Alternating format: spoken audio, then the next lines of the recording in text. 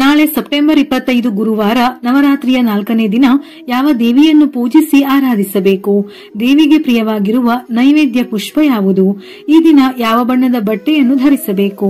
ಯಾವ ಶುಭ ಸಮಯದಲ್ಲಿ ಪೂಜಿಸಿದರೆ ಶ್ರೇಷ್ಠವೆಂದು ತಿಳಿಯೋಣ. ನಾಳೆ ಗುರುವಾರ ನವರಾತ್ರಿಯ 4ನೇ ದಿನ ದುರ್ಗಾ ಮಾತೆಯು ಕೂಷ್ಮಾಂಡ ದೇವಿಯ ಅವತಾರದಲ್ಲಿ ಭಕ್ತರಿಗೆ ದರ್ಶನ ನೀಡುತ್ತಾಳೆ. ದೇವಿ ಕೂಷ್ಮಾಂಡಳು ನವದುರ್ಗಿಯರಲ್ಲಿ 4ನೇಯವಳು. ಸದಾ ಮಂದಸ್ಮಿತೆಯಾಗಿರುವ ದುರ್ಗಾ ದೇವಿಯ 4ನೇ ಅವತಾರವೇ ಕೂಷ್ಮಾಂಡ. ನವರಾತ್ರಿಯ 4ನೇ ದಿನದಂದು ಕೂಷ್ಮಾಂಡ ದೇವಿಯನ್ನು ವಿಧಿವಿಧಾನಗಳೊಂದಿಗೆ ಪೂಜಿಸುವುದರಿಂದ ಅನಾರೋಗ್ಯ, ದುಃಖ ಮತ್ತು ಚಿಂತೆ ದೂರವಾಗುತ್ತದೆ. ಸಂಪತ್ತು, ಖ್ಯಾತಿ ಮತ್ತು ಆದಾಯ ಹೆಚ್ಚಾಗುತ್ತದೆ. ಮನದ ಕ್ಲೇಶ ಕಳೆದು ಜ್ಞಾನದ ಬೆಳಕು ಮೂಡುತ್ತದೆ. ಜ್ಞಾನದ ಹೊನಲು ಸಂತಸಕ್ಕೆ ಕಾರಣವಾಗುತ್ತದೆ. ಸಂಸ್ಕೃತದಲ್ಲಿ ಕೂಷ್ಮಾಂಡವೆಂದರೆ ಬೂದುಗುಂಬಳಕಾಯಿ ಎಂದರ್ಥ. ಇದಕ್ಕೆ ಬ್ರಹ್ಮಾಂಡ ಎಂದು ಅರ್ಥವಿದೆ. ಈ ದಿನದಂದು ದುರ್ಗಾದೇವಿಯ 4ನೇ ರೂಪವನ್ನು ಪೂಜಿಸುವುದರಿಂದ ಮನೆಗೆ ಸಂತೋಷ, ಸಮೃದ್ಧಿ ಮತ್ತು ಪ್ರಗತಿ ಸಿಗುತ್ತದೆ.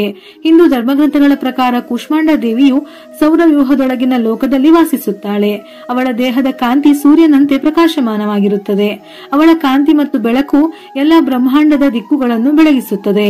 ನವರಾತ್ರಿ ದಿನಗಳನ್ನು ವರ್ಷದ ಅತ್ಯಂತ ಶುಭ ದಿನಗಳೆಂದು ಹೇಳುತ್ತಾರೆ. ಪ್ರತಿ ದಿನವೂ ದುರ್ಗಾದೇವಿಯ ವಿಭಿನ್ನ ಅವತಾರಗಳಿಗೆ ಮೀಸಲಾಗಿರುತ್ತದೆ. ಕೂಷ್ಮಾಂಡ ಪದದಲ್ಲಿ ಕು ಎಂದರೆ ಚಿಕ್ಕದು, ಊಷ್ಮ ಎಂದರೆ ಶಕ್ತಿ, ಅಂಡ ಎಂದರೆ ಭ್ರೂಣ ಎಂದರ್ಥ. ಇಡೀ ಬ್ರಹ್ಮಾಂಡವೆನ್ನುವ ಚೈತನ್ಯ ಶಕ್ತಿಯನ್ನೇ ತನ್ನ ಒಡಲಿನಲ್ಲಿ ಇಟ್ಟುಕೊಂಡವಳು ಎಂದರ್ಥ. ತಾಯಿ ಕೂಷ್ಮಾಂಡಳು ತನ್ನ ನಗುವಿನಿಂದ ಅಂಧಕಾರವನ್ನು ತೊಡೆದು ಹಾಕುವ ಶಕ್ತಿ ದೇವತೆ. ಪೃಥ್ವಿಗೆ ಅಧಿಪತಿಯಾಗಿರುವ ತಾಯಿ ಕೂಷ್ಮಾಂಡಳು ಸೂರ್ಯನ ಕೇಂದ್ರ ಸ್ಥಾನದಲ್ಲಿ ವಾಸಿಸುತ್ತಾಳೆ.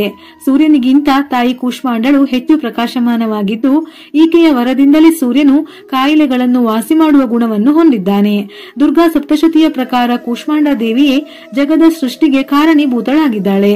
ಸೌರವ್ಯೂಹದ ಗ್ರಹಗಳ ಚಲನೆಯನ್ನು ನಿಯಂತ್ರಿಸುತ್ತಾಳೆ. ಆಕೆ ಇರುವಲ್ಲಿ ಬೆಳಕು ಹಾಗೂ ಜ್ಞಾನವಿದೆ. ತಾಯಿ ಕೂಷ್ಮಾಂಡಳು ಸಿಂಹದ ಮೇಲೆ ಕುಳಿತಿದ್ದು ತನ್ನ 8 ಕೈಗಳಲ್ಲಿ ಕಮಂಡಲ, ಧನಸ್ಸು, ಬಾಣ, ತಾವರೆ ಹೂವು, ಚಕ್ರ, ಗದೆ ಹಾಗೂ ಜಪಮಾಲೆ ಹಿಡಿದಿದ್ದಾಳೆ. ಇನ್ನೊಂದು ಹಸ್ತವು ಅಭಯ ಮುದ್ರೆಯಲ್ಲಿದ್ದು ಸದಾ ತನ್ನ ಭಕ್ತರನ್ನು ಆಶೀರ್ವದಿಸುತ್ತಾಳೆ. 8 ಭುಜಗಳಿರುವ ಕಾರಣ ಅಷ್ಟಭುಜ ದೇವಿ ಎಂದು ಕೂಡ ಕರೆಯುತ್ತಾರೆ. ವ್ಯಾಘ್ರವಾಹಿನಿಯಾಗಿರುವ ಈಕೆ ಧರ್ಮದ ಪ್ರತೀಕವಾಗಿದ್ದಾಳೆ. ಸೃಷ್ಟಿಯ ಅಸ್ತಿತ್ವವೇ ಇಲ್ಲದಿರುವಾಗ ಎಲ್ಲೆಡೆ ಅಂಧಕಾರವೇ ಪಸರಿಸಿತ್ತು. ಆಗ ಇದೇ ದೇವಿಯು ತನ್ನ ಇಷತ್ ಹಾಸ್ಯದಿಂದ ಬ್ರಹ್ಮಾಂಡವನ್ನು ಸೃಷ್ಟಿಸುತ್ತಾಳೆ. ಆದ್ದರಿಂದ ಇವಳೇ ಸೃಷ್ಟಿಯ ಆದಿಸ್ವರೂಪ ಶಕ್ತಿಯಾಗಿದ್ದಾಳೆ. ಈಕೆಯು ಸೂರ್ಯನ ಸ್ಥಾನದಲ್ಲಿ ನಿಲ್ಲುವ ಕಾರಣದಿಂದಾಗಿ ಭೂಮಿಯ ಮೇಲಿರುವ ಅಂಧಕಾರವನ್ನೆಲ್ಲ ನಿವಾರಣೆ ಮಾಡುತ್ತಾಳೆ. ಕೂಷ್ಮಾಂಡ ದೇವಿಯು ಸೂರ್ಯನಿಗೆ ಅಧಿಪತಿಯಾಗಿರುವ ಕಾರಣ ಕೂಷ್ಮಾಂಡ ದೇವಿಯನ್ನು ಪೂಜಿಸುವುದರಿಂದ ಜಾತಕದಲ್ಲಿ ಸೂರ್ಯನಿಂದಾಗುವ ಕೆಡುಕನ್ನು ನಿವಾರಿಸಬಹುದು. ಉದ್ಯೋಗ ಸಿಗುತ್ತಿಲ್ಲವೆಂದರೆ ಅಥವಾ ಮಾಡುತ್ತಿರುವ ಕೆಲಸದಲ್ಲಿ ಅಡೆತಡೆ ಇದ್ದರೆ, ಗಂಡ ಹೆಂಡತಿ ಜಗಳ, ಹೊಂದಾಣಿಕೆ ಇಲ್ಲವೆಂದರೆ ಪ್ರತಿಯೊಂದು ಕೆಲಸದಲ್ಲೂ ನಿಮಗೆ ಯಶಸ್ಸು ಸಿಗುತ್ತದೆ. ಜಾತಕದಲ್ಲಿ ಸೂರ್ಯನ ಸ್ಥಾನ ಬಲಗೊಂಡು ಉತ್ತಮ ಆರೋಗ್ಯ ವೃದ್ಧಿಯಾಗುತ್ತದೆ. ಜೊತೆಗೆ ಎಲ್ಲಾ ರೀತಿಯ ಸಂಕಷ್ಟಗಳು ನಿವಾರಣೆಯಾಗುತ್ತದೆ. ಸಾಧ್ಯವಾದರೆ ನಾಳೆಯ ದಿನದಂದು ಮುತ್ತೈದೆಯರನ್ನು ಕರೆದು ತಾಂಬೂಲದ ಜೊತೆಗೆ ಸಿಹಿ ಊಟ ಬಡಿಸಬೇಕು. ಮಹಿಳೆಯರು ಊಟದಿಂದ ಎಷ್ಟು ಖುಷಿ ಪಡುತ್ತಾರೋ ಕೂಷ್ಮಾಂಡ ದೇವಿಯು ಸಂತೃಪ್ತಿಯಾಗುತ್ತಾಳೆ. ಕೂಷ್ಮಾಂಡ ದೇವಿಗೆ ಕೆಂಪು, ಕಿತ್ತಳೆ ಬಣ್ಣದ ಪುಷ್ಪಗಳಿಂದ ಅಲಂಕಾರ ಹಾಗೂ ಪೂಜೆ ಮಾಡಬಹುದು. ಸಾಧ್ಯವಿಲ್ಲವೆಂದಾದರೆ ಬಿಳಿ ಹಾಗೂ ಹಳದಿ ಬಣ್ಣದ ಪುಷ್ಪಗಳಿಂದ ಅಲಂಕಾರ ಮಾಡಿ ಧೂಪ ದೀಪಗಳಿಂದ ಪೂಜೆ ಮಾಡಬಹುದು. ನವರಾತ್ರಿಯ 4ನೇ ದಿನ ಕೂಷ್ಮಾಂಡ ದೇವಿಯ ಆರಾಧನೆ ಮಾಡಲು ಬೆಳಿಗ್ಗೆ ಬ್ರಹ್ಮ ಮುಹೂರ್ತ, ಬೆಳಗಿನ ಜಾವ 4:26 5:14, ಇಲ್ಲವಾದರೆ ಬೆಳಗ್ಗೆ 9:17 11:05. ಈ ಸಮಯದಲ್ಲಿ ಅಮೃತ ಕಾಲವಿದ್ದು ಪೂಜೆಯನ್ನು ಮಾಡಬಹುದು. ಸಾಧ್ಯವಿಲ್ಲವೆಂದಾದರೆ ಬೆಳಿಗ್ಗೆ 11:40 12:22. ಈ ಸಮಯದಲ್ಲಿ ಅಭಿಜಿತ್ ಮುಹೂರ್ತವಿದ್ದು ಪೂಜೆಯನ್ನು ಮಾಡಬಹುದು. ಆದರೆ ಅಪ್ಪಿತಪ್ಪಿಯೂ ನಾಳೆ ರಾಹುಕಾಲ ಮತ್ತು ಯಮಗಂಡ ಕಾಲದಲ್ಲಿ ಪೂಜೆಯನ್ನು ಪ್ರಾರಂಭಿಸಬೇಡಿ. ಸಂಜೆ ಗೋಧುಳಿ ಸಮಯದಲ್ಲಿ ಪೂಜೆ ಮಾಡುವವರು ಸಂಜೆ 6:06 6:30. ಈ ಸಮಯದಲ್ಲಿ ದೇವಿಯ ಆರಾಧನೆ ಮಾಡುವವರು ಹೊಸ್ತಿಲು ಪೂಜೆ, ದೀಪಾರಾಧನೆ ಹಾಗೂ ತುಳಸಿ ಪೂಜೆ ಹೀಗೆ ದೇವಿಗೆ ಸಂಬಂಧಪಟ್ಟಂತಹ ಆರಾಧನೆಗಳನ್ನು ಮಾಡಿದರೆ ಶ್ರೇಷ್ಠ. ನವರಾತ್ರಿಯ 4ನೇ ದಿನ ವಿಶೇಷವಾಗಿ ಹಳದಿ ಬಣ್ಣದ ವಸ್ತ್ರವನ್ನು ಧರಿಸಬಹುದು. ದೇವಿಗೂ ಕೂಡ ಇದೇ ಬಣ್ಣದ ರವಿಕೆ ಕಣ ಸೀರೆಯನ್ನು ಅರ್ಪಿಸಬಹುದು.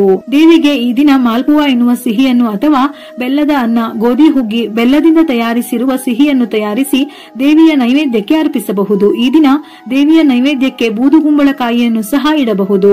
ದುರ್ಗಾ ದೇವಿಯ ಅವತಾರವಾದ ಕೂಷ್ಮಾಂಡ ದೇವಿಗೆ ಲಲಿತಾ ಸಹಸ್ರನಾಮ, ಶ್ರೀ ಸೂಕ್ತ, ದೇವಿ ಸ್ತುತಿ, ಸೌಂದರ್ಯ ಲಹರಿ ಇನ್ನೂ ಮುಂತಾದ ದೇವಿ ಉಪಾಸನೆಯನ್ನು ಮಾಡಬಹುದು. ನಾಳೆಯ ದಿನ ಕೂಷ್ಮಾಂಡ ದೇವಿಯ ಆರಾಧನೆಯ ಜೊತೆಗೆ ಸಪ್ತಶತಿ ಪಾರಾಯಣವನ್ನು ಪಠಿಸಿದರೆ ಅಥವಾ ಶ್ರದ್ಧೆಯಿಂದ ಕೇಳಿದರೂ ದುಪ್ಪಟ್ಟು ಫಲ ಲಭಿಸುತ್ತದೆ. ಇದರ ಜೊತೆಯಲ್ಲಿ ಓಂ ದೇವಿ ಕೂಷ್ಮಾಂಡಾಯೈ ನಮಃ ಈ ಮಂತ್ರವನ್ನು ಸಾಧ್ಯವಾದಷ್ಟು ಬಾರಿ ಪಠಿಸಬೇಕು.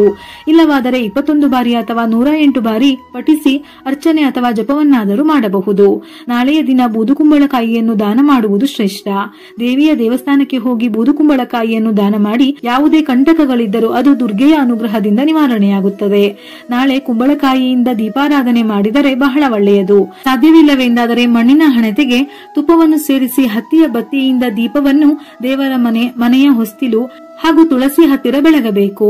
ನಾಳೆ ನವರಾತ್ರಿ 4ನೇ ದಿನ ವಿಶೇಷವಾಗಿ ದೇವರ ಮನೆಯಲ್ಲಿ ಬೆಳಗುವ ದೀಪಕ್ಕೆ 2 ಲವಂಗ ಸೇರಿಸಿ ದೀಪ ಬೆಳಗಬೇಕು. ದುರ್ಗೆಯ ಸಂಪೂರ್ಣ ಅನುಗ್ರಹ ಪ್ರಾಪ್ತಿಯಾಗುವುದಲ್ಲದೆ ಧನ ಸಂಪತ್ತು ವೃದ್ಧಿಯಾಗುತ್ತದೆ. ಹಣಕಾಸಿನ ವಿಷಯಗಳಲ್ಲಿ ಕೊರತೆಯಾಗದೆ ಹಣ ಸಂಪಾದಿಸಲು ಒಳ್ಳೆಯ ದಾರಿಗಳು ನಿಮಗೆ ಸಿಗುತ್ತದೆ. ಈ ದೇವಿಯನ್ನು ನೆನೆದು ಮನಸ್ಸಿನಲ್ಲಿ ಪೂಜಿಸುವುದರಿಂದ ಹೆಚ್ಚು ಫಲ ಪ್ರಾಪ್ತಿಯಾಗುತ್ತದೆ. ಬದುಕಿನಲ್ಲಿ ಕಂಡಿರುವ ಕೆಟ್ಟ ದಿನಗಳು ದೂರವಾಗಿ ಒಳ್ಳೆಯ ದಿನಗಳು ಬರುತ್ತದೆ. ದುಃಖಗಳು ಕಡಿಮೆಯಾಗುತ್ತದೆ. ನವರಾತ್ರಿಯ 4ನೇ ದಿನದ ಪೂಜೆಯಲ್ಲಿ ಕೂಷ್ಮಾಂಡಳನ್ನು ಪೂಜಿಸುವುದರಿಂದ ಒಳ್ಳೆಯ ಆರೋಗ್ಯ, ಸಂಪತ್ತು ಪ್ರಾಪ್ತಿಯಾಗುತ್ತದೆ. ಸಿದ್ಧಿ ಮತ್ತು ನಿಧಿಯು ತಾಯಿಯ ಜಪಮಾಲೆಯಲ್ಲಿದೆ ಎಂದು ಗ್ರಂಥಗಳು ಹೇಳುತ್ತವೆ. ಹಾಗಾಗಿ ನಿಮ್ಮ ಕೈಲಾದಷ್ಟು ಮಟ್ಟಿಗೆ ತಾಯಿಯನ್ನು ಆರಾಧಿಸಿ ಅನುಗ್ರಹವನ್ನು ಪಡೆಯಿರಿ. ವಿಡಿಯೋ ಇಷ್ಟ ಆಗಿದ್ದಲ್ಲಿ ಮರೆಯದೆ ಲೈಕ್ ಕೊಟ್ಟು ನಿಮ್ಮವರಿಗೆ ಶೇರ್ ಮಾಡಿ. ಉಪಯುಕ್ತ ಮಾಹಿತಿಯೊಂದಿಗೆ ಮತ್ತೆ ಭೇಟಿಯಾಗೋಣ.